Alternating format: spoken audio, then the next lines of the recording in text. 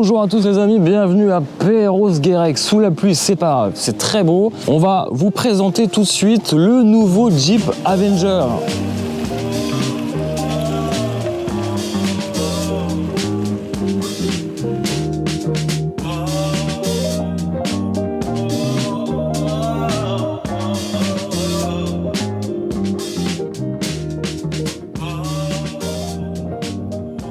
Bon allez, on fait ensemble le tour du propriétaire de ce Jeep Avenger, mais moi, ma couleur préférée, c'est celle-ci, le gris graphite, et vous avez aussi le Stone, ici, couleur à 1250 € avec le petit toit noir.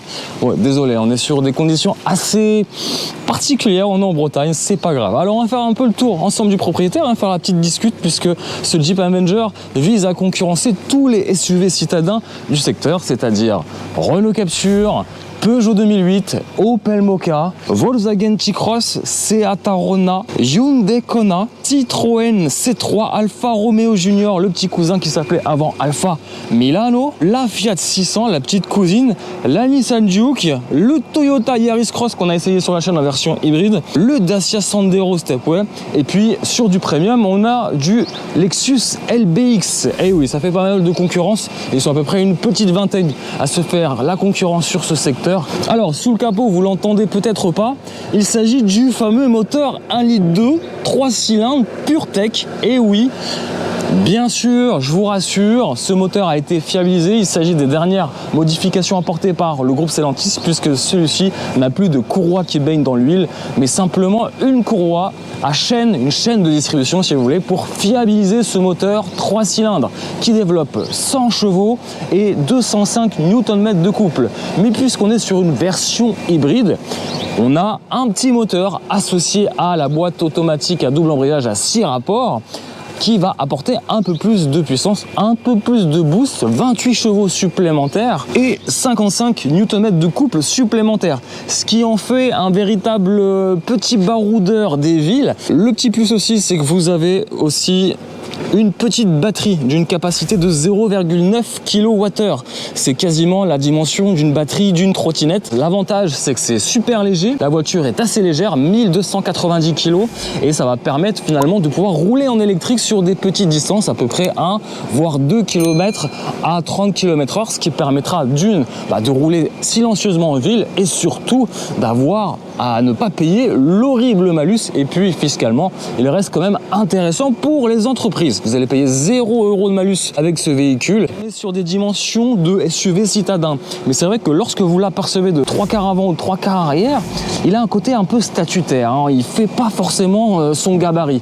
On a l'impression de rouler avec une catégorie supérieure. On est sur une longueur de 4,08 m, une largeur de 1,77 m. Et regardez-moi déjà cette calandre. On le voit, on l'aperçoit, il s'agit d'un Jeep. Là ici, on est sur un coloris Stone qui est facturé quand même 1250 €. Je vous donnerai les prix dans quelques instants. Mais c'est vrai que la face avant, elle fait très baroudeur, très SUV. C'est un peu la marque de fabrique de cette Jeep.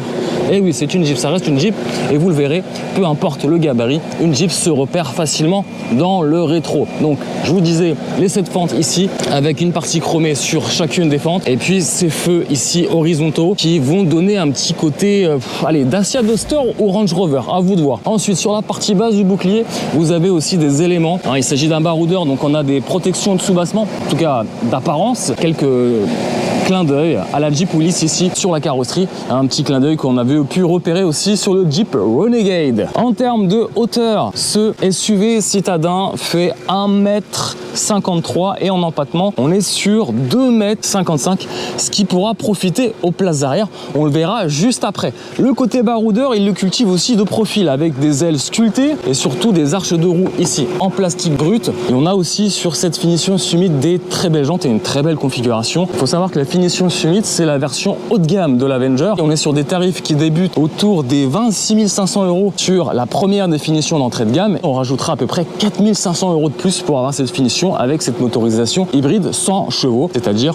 31 000 €. Il faudra rajouter à cela sur la facture le coloris Stone ici, qui est plutôt joli, j'aime bien. On a essayé aussi la version Volcalo, la version noire, qui est beaucoup plus statutaire, vraiment un SUV qui donne vraiment des airs de SUV un peu premium. Alors attention, hein, la marque Jeep assure que c'est pas une marque premium, hein, on est sur un positionnement plutôt spécifique. Moi j'adore aussi, regardez, ces petits phares à l'arrière bien travaillés à LED, phare avant et arrière à LED, je le précise. Et puis en termes de tarification, bah, ici on est sur un modèle qui vaut à peu près 33 000, 34 000 euros. Des petites options qui sont à rajouter, mais je peux vous garantir déjà qu'il y a pas mal d'équipements de série sur cette finition haut de gamme. Si vous voulez savoir tout le détail de cette finition et tous les équipements qui la composent, je vous donne rendez-vous en bas dans la description de cette vidéo. Un arrière qui me fait penser étrangement au Range Rover Evoque ou au Dacia Sandero Stepway. À voir les influences. En tout cas, il cultive son appartenance au SUV un peu statutaire. C'est vrai qu'il est haut sur patin, 20 cm de garde au sol, c'est assez conséquent et ce qui donne ce côté un peu baroudeur. Alors je sais pas si on pourra faire du off-road, en tout cas si vous voulez faire du off-road, il y aura la version 4XE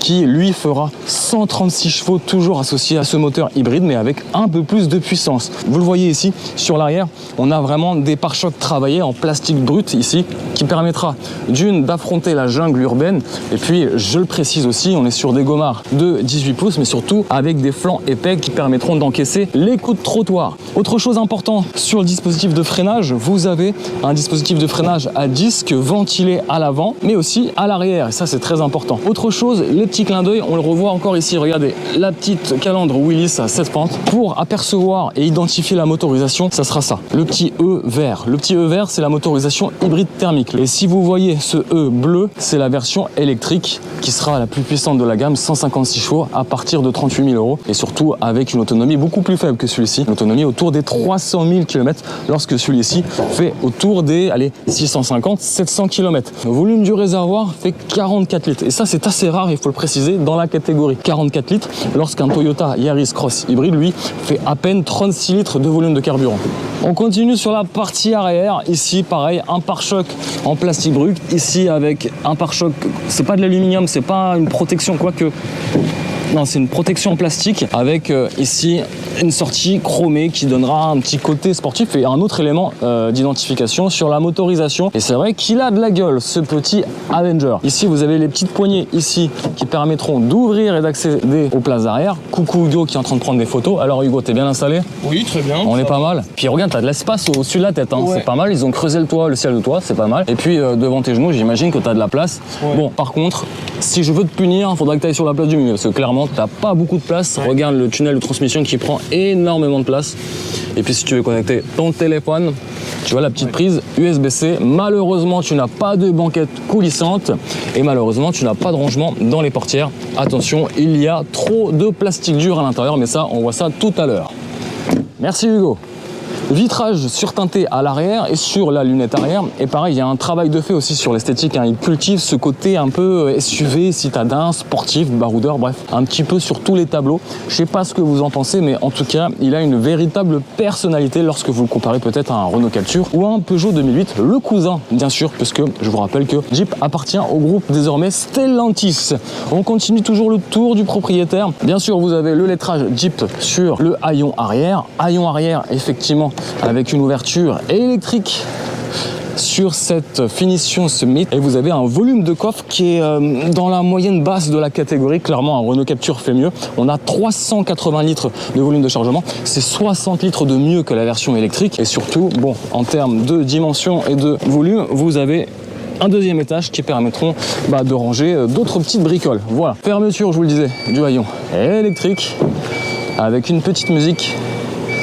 Voilà. J'aime beaucoup ces feux à double niveau, c'est plutôt sympa, double arceau, double demi-arceau pardon. Et alors on revient sur la partie profil et c'est vrai qu'avec cette couleur on voit vraiment le travail qui a été fait sur la carrosserie. Puis c'est vrai qu'en termes de travail sur le design, il est assez musclé, c'est bien fichu et surtout la garde au sol vraiment donne ce côté SUV, hein. Effectivement, pas mal de petits plastiques durs viendront renforcer ce côté un petit peu robuste de la chose, un peu comme un Dacia Duster quelque part. C'est vrai qu'il a des petits airs avec cette couleur de Dacia Duster ou de Range Rover Evoque. Dites-moi un petit peu ce que vous en pensez de ce Jeep Avenger. On continue l'aventure et cette fois-ci on passe à l'intérieur au volant. Que vaut ce moteur 1 litre de PureTech hybride? Allez, c'est parti.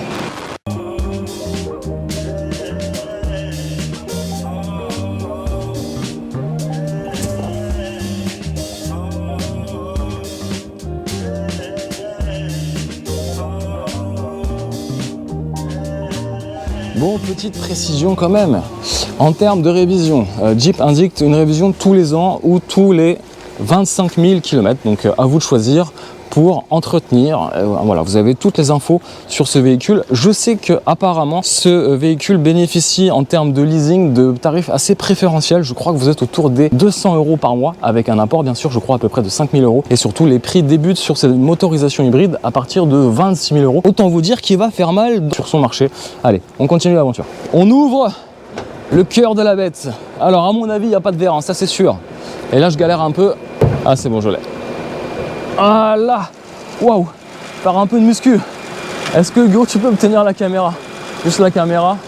Bien sûr, il s'agit du nouveau moteur 1,2 litre PureTech. Alors faut dire qu'il est bien insonorisé parce que là quand je ferme le capot on n'entend rien et là on l'entend un petit peu. Viens voir, rapproche-toi Hugo. Il s'agit d'un moteur 3 cylindres 1,2 litre turbo à géométrie variable avec un cycle Miller fiabilisé, c'est pour le coup par rapport aux anciennes générations parce que vous le savez il y a eu quelques soucis de fiabilité, on va pas se mentir, sur le 1,2 litre PureTech. D'ailleurs on se demande encore aujourd'hui pourquoi Peugeot ou Stellantis communiquent sur le nom PureTech. Il ferait mieux de changer de nom parce que là aujourd'hui ça n'a plus rien à voir. Ils ont enlevé la courroie qui baignait dans l'huile et qui faisait beaucoup de débats et surtout beaucoup de problèmes auprès des clients. Là cette fois-ci ils ont mis une chaîne de distribution qui permettra de fiabiliser l'ensemble. Il est robuste et surtout le capot il est lourd. Regardez, ils ont fait un travail d'insonorisation sur le capot moteur qui permettra à l'intérieur normalement de travailler l'insonorisation et surtout de réduire les bruits de moteur. On verra si c'est le cas avec Hugo, toujours au volant de ce Jeep Avenger. L'avantage aussi de ce moteur, c'est qu'il est en termes de motorisation assez faible, hein. 100 chevaux c'est faible puisqu'il existe aussi en motorisation uniquement essence thermique 100 chevaux. Ici ils ont rajouté l'hybridation, ce qui permettra de gagner un peu plus de chevaux, un petit coup de boost supplémentaire qui gommera un petit peu les temps de latence par rapport à la version uniquement 100% thermique. Ici on est sur l'hybridation plus que légère, mais on n'est pas sur du plug-in hybride. Donc l'avantage de ce genre d'hybride, c'est que c'est simple d'utilisation et surtout vous avez un apport de 28 chevaux supplémentaires et un apport de 55 Nm de couple, ce qui est plutôt pas mal. Et en termes de performance, 10 secondes 5 pour atteindre les 100 km/h et une vitesse max de 184 km/h sur autoroute allemande ou sur circuit. Mais je ne pense pas qu'avec ce genre de véhicule, on fasse des chronos. Pour la petite info, hein, ce Jeep Avenger n'est pas fabriqué aux États-Unis, il est fabriqué en Europe et plus particulièrement en Pologne. Vous avez différents éléments effectivement qui composent ce Jeep Avenger du groupe Stellantis. Donc vous avez aussi des organes qui sont fabriqués dans l'usine de Metz et autres endroits en Europe. Voilà, vous savez tout, mais en tout cas, attention à la marche. Ouah, ce Jeep a de la gueule, clairement, regardez. Même Hugo est fan. Pour moi, c'est l'un de mes coups de cœur préférés hein, sur le marché. Après le Ford Puma, le Jeep Avenger a toutes ses chances de gratter quelque part de marché. Et puis, faut avouer que dans cette finition haut de gamme, il a de l'allure. Allez, Hugo, je te propose de prendre le volant. Merci Hugo.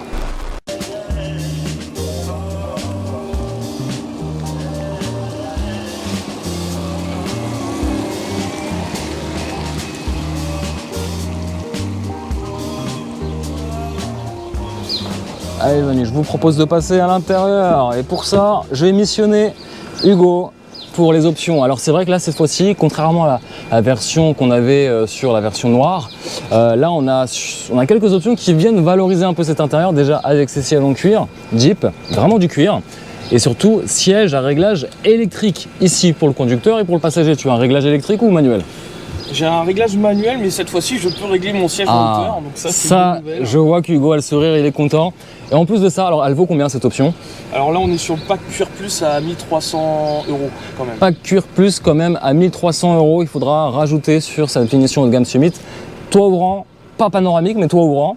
Oui. Pas mal, ça apporte un peu de lumière. On est à combien?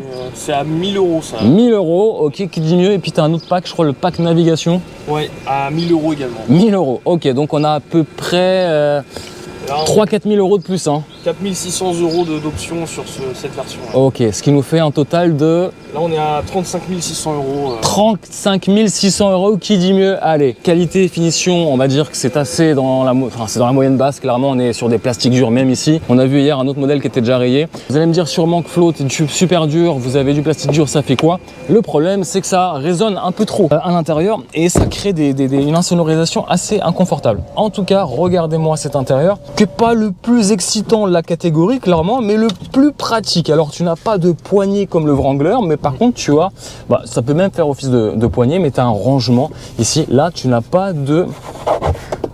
Là, on n'a pas le petit revêtement anti-dérapant. Là.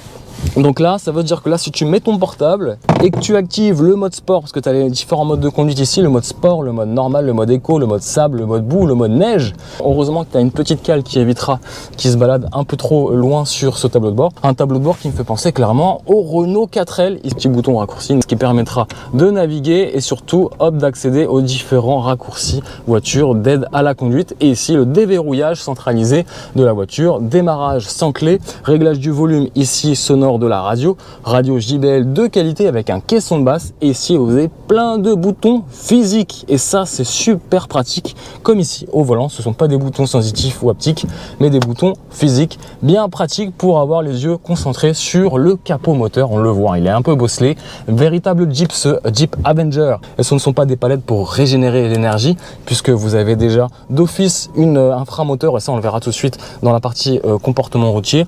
Mais là, écoutez ce petit bruit de plastique mal ajusté, ça fait pas très quali. Bref, on continue l'aventure et ici vous avez les différents modes d'affichage derrière le volant, instrumentation de bord 10 pouces et écran ici tactile, horizontal 12 pouces. Bref, on avance, on continue l'aventure.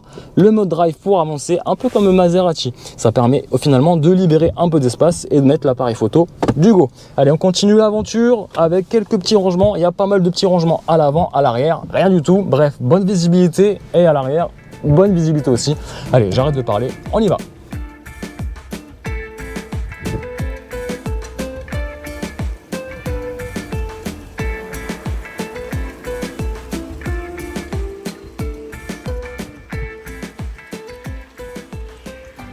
Allez, on y va. Alors je vais plutôt me mettre tout de suite en mode éco parce que ça sert à rien. Le mode sport en ville, on est à Perros-Guirec, il pleut. Aucune utilité d'activer le mode sport. Alors ça c'est pas mal. Le siège électrique, réglage électrique, ça c'est le petit confort que j'aime bien.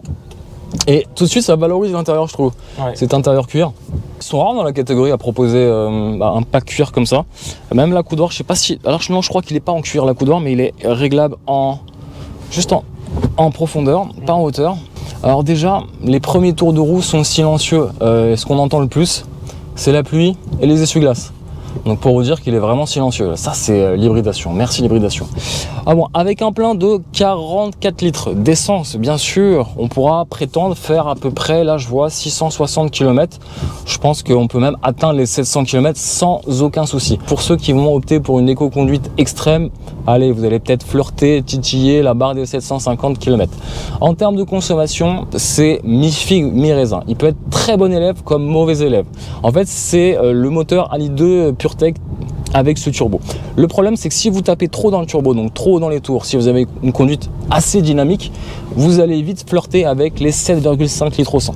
En revanche, si vous avez une conduite éco-conduite comme la mienne, c'est-à-dire cool, tranquille, oui. De toute façon, moi, mon moniteur d'auto-école m'a toujours dit, si tu veux rouler bien et mettre à l'aise tes passagers, il faut qu'ils ressentent le moins possible les accélérations et les phases de freinage. Bon, les trépidations, les suspensions, là, j'y suis pour rien, quoiqu'il est assez confortable, mais c'est vrai qu'avec un style d'éco-conduite, vous allez pouvoir atteindre facilement les 4,5, 4,9, 5,9 litres au 100. C'est ce qu'on a fait hier sur les petites routes de Bretagne, sur routes départementales et nationales. C'est vrai que dès lors que vous allez un petit peu hausser le rythme sur voie rapide, on va justement emprunter les voies rapides, vous allez voir que là on va être à mon avis autour des 6 litres. Alors là on a l'alerte de vitesse et je trouve qu'elle n'est pas trop intrusive. Je trouve que c'est assez mignon en termes de sonorité. Bon, je vais juste faire attention, priorité à droite.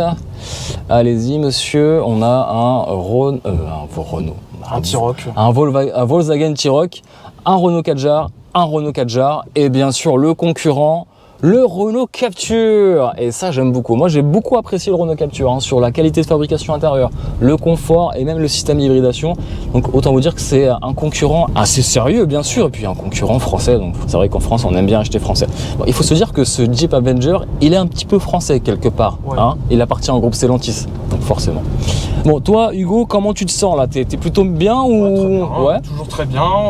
Là, les sièges restent toujours confortables par rapport à la version de.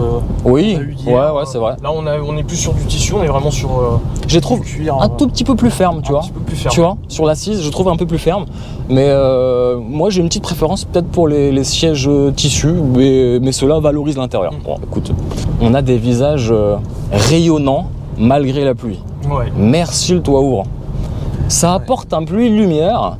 Et c'est super agréable et maintenant il y a beaucoup de constructeurs qui l'arrêtent et qui le suppriment de leur catalogue et je trouve que c'est une option qui valorise même ce genre de petit SUV citadin. Merci madame, monsieur, non c'était monsieur avec son petit cigare. Ah, Renault Laguna GT, j'ai fait une vidéo sur Instagram et sur TikTok. Une voiture qui est, je dirais pas méconnue, un peu boudée, mais je trouve magnifique, c'est la Laguna GT. Je sais pas si tu connais, ouais, je suis d'accord. mais elle est magnifique. Ils l'ont fiabilisée, mais malheureusement elle porte le nom Laguna.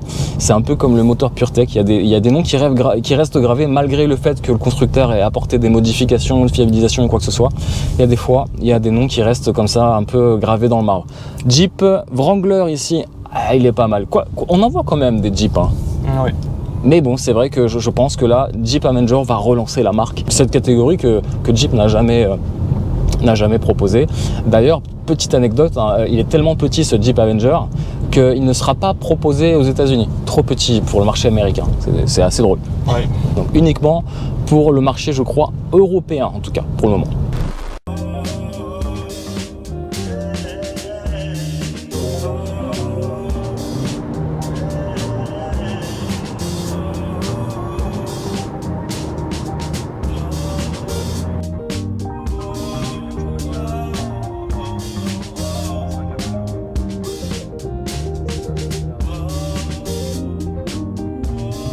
Alors, on va commencer par ses points forts et ensuite par ses points négatifs.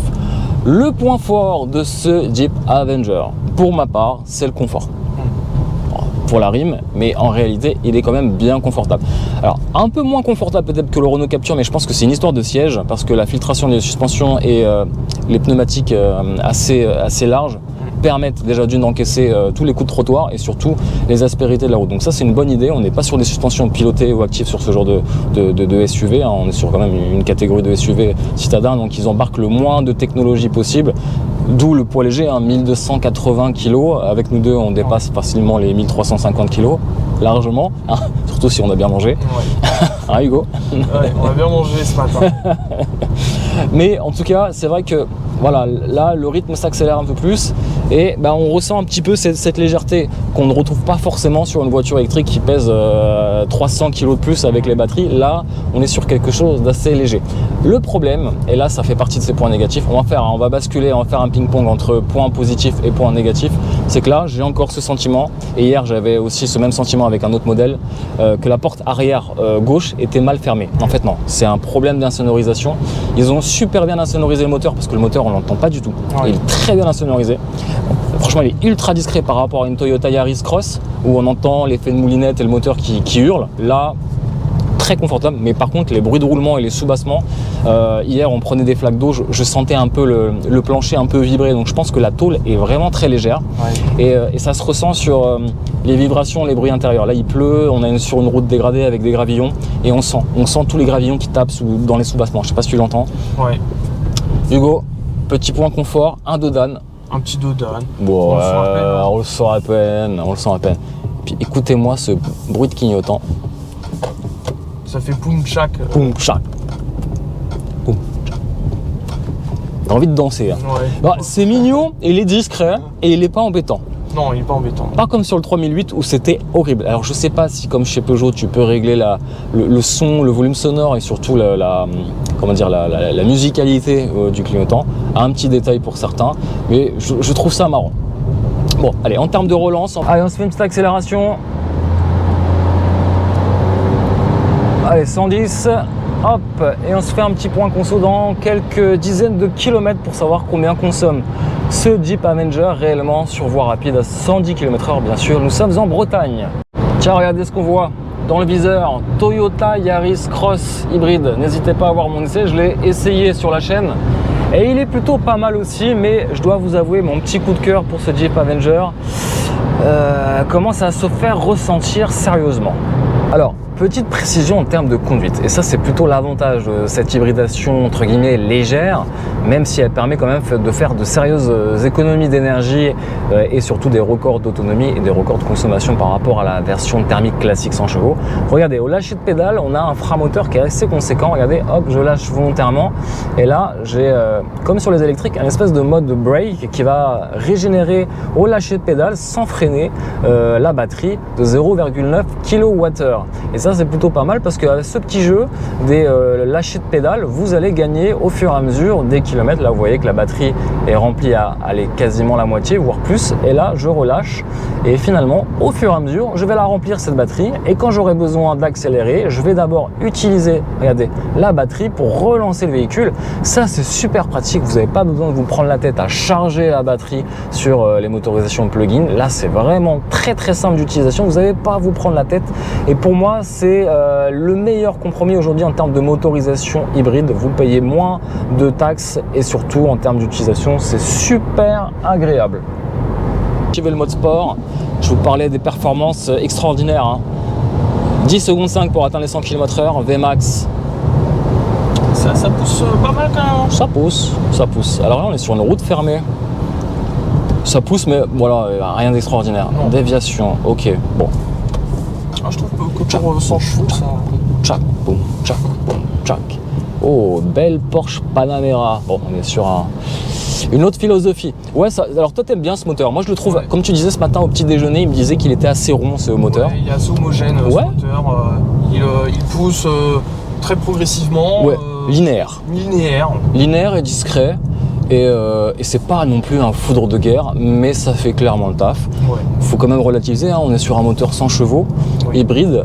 Aujourd'hui, la plupart des constructeurs te proposent des moteurs à 140, 200 chevaux. C'est un peu la course aux chevaux. Là, on est sur un moteur modeste, 3 cylindres, oui, mais qui correspond totalement à la philosophie de ce véhicule. Franchement, là, à basse vitesse. Oui. Ah, franchement, rien à dire. Et t'as pas envie d'appuyer dessus, enfin t'as pas envie, tu vois, t'as pas envie de. Alors là, on a fait un peu de. Voilà, on a testé un petit peu la tenue de route. La direction, je trouve, est un poil trop précise et trop sensible. Surtout, c'est plus ça le mot qu'il faut retenir, trop sensible. Donc c'est vrai qu'à haute vitesse, tu vas avoir des mouvements de caisse et surtout un passager qui va avoir la tête comme ça. Si tu fais pas trop attention à la direction, tu vois, si tu fais ça. Ouais. Ah, on sent tout de suite. Ouais. Mais par contre, je trouve qu'elle est très précise, tu vois, le point milieu, et il est là, et hop, dès qu'on donne un petit degré dans le volant, hop, pour moi c'est super précis. Le feeling avec le châssis, on est sur des gros gommards, on est sur un châssis typé confort avec des suspensions, avec un tarage de suspension typé confort, donc forcément il y a une petite prise de roulis. Heureusement, on a quand même des sièges qui maintiennent légèrement cette prise de roulis, mais c'est pas du tout gênant, et moi je trouve que ça fait partie de ces points forts, l'agrément de conduite. Autre point négatif,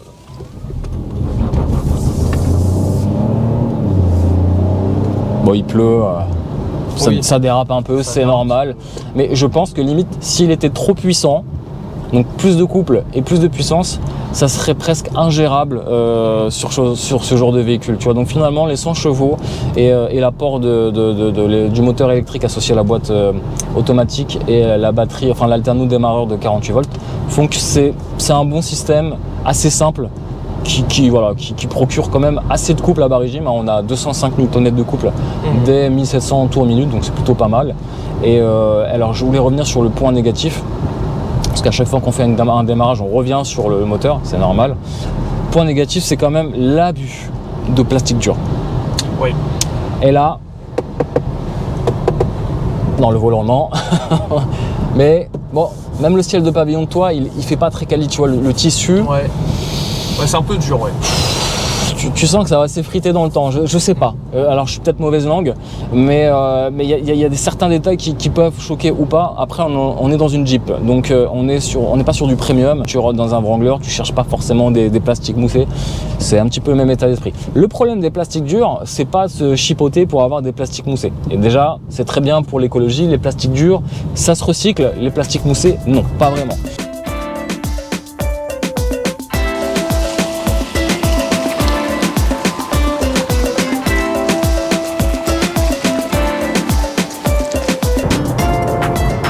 Donc ça c'est un premier point d'éco-responsabilité du constructeur, ça c'est plutôt pas mal. Le problème c'est que ça va générer des bruits de mobilier.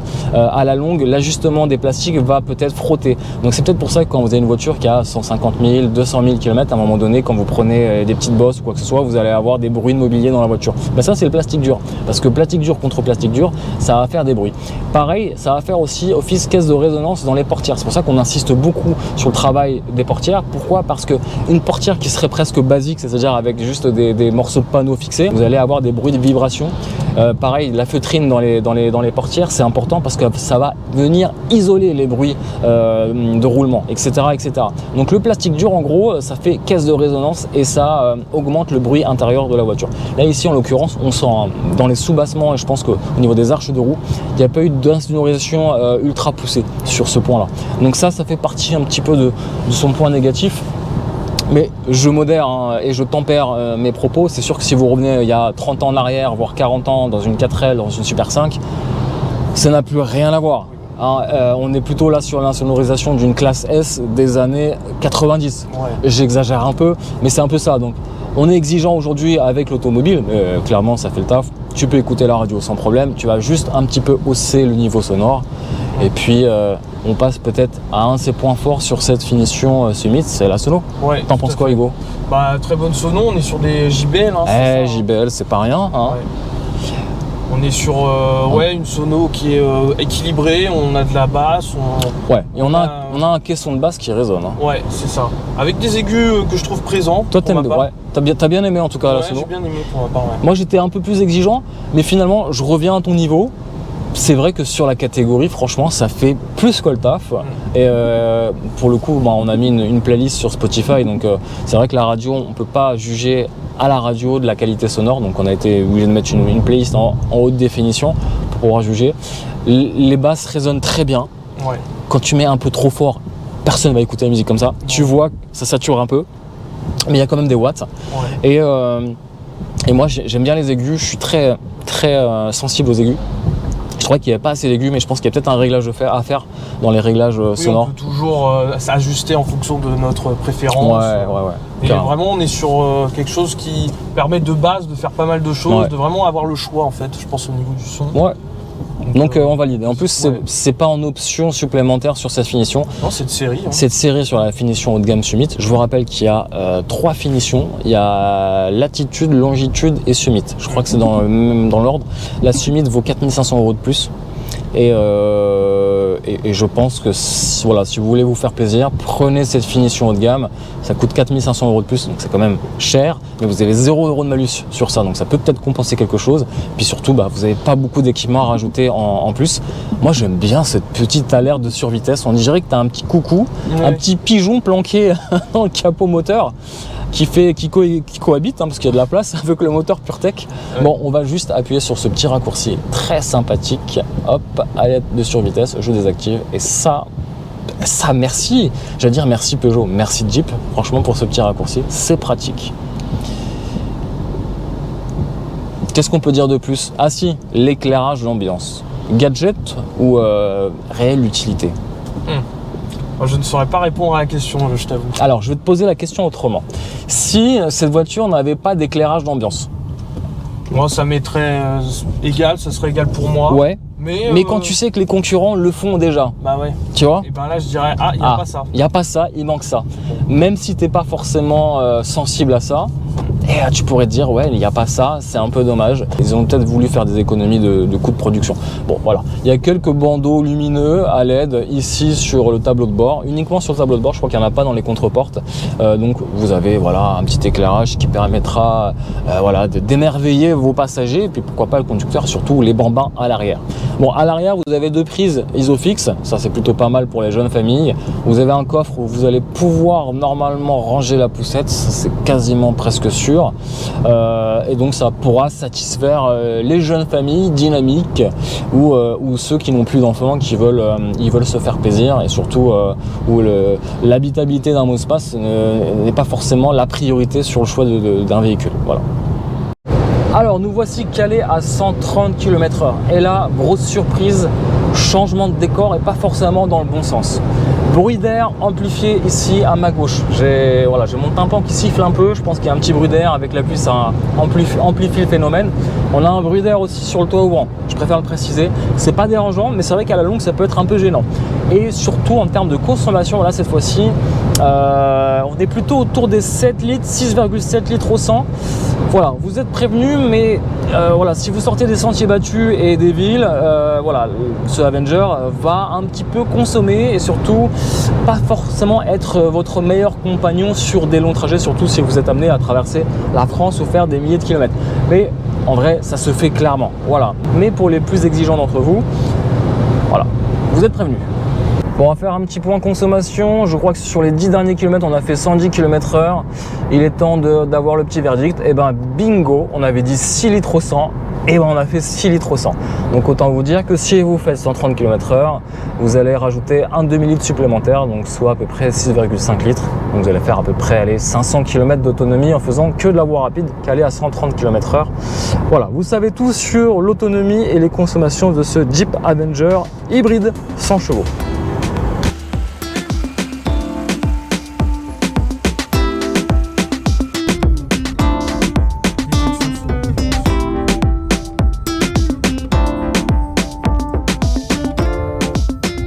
Voilà les amis, bon je pense qu'on a fait le tour un petit peu de ce véhicule. Si vous avez d'autres questions, n'hésitez pas à les poser bien sûr en commentaire. Et encore un grand merci à notre ami Hugo. Merci à toi également. Merci, c'était cool de partager cette expérience sous la pluie. On est Donc, en Bretagne. Hugo, toi tu représentes quel média? Autoday. Autoday.fr. Autoday.fr, c'est des articles écrits. Et voilà, on fait des essais. Automobile uniquement ou vous faites... Automobile, actualité. Voilà, donc un peu de tout. Parfait, super. Merci Hugo d'avoir partagé ces essais. Les amis, nous on se retrouve pour de nouvelles aventures sur la chaîne Vlogcars Passion. Bien sûr, activez le pouce.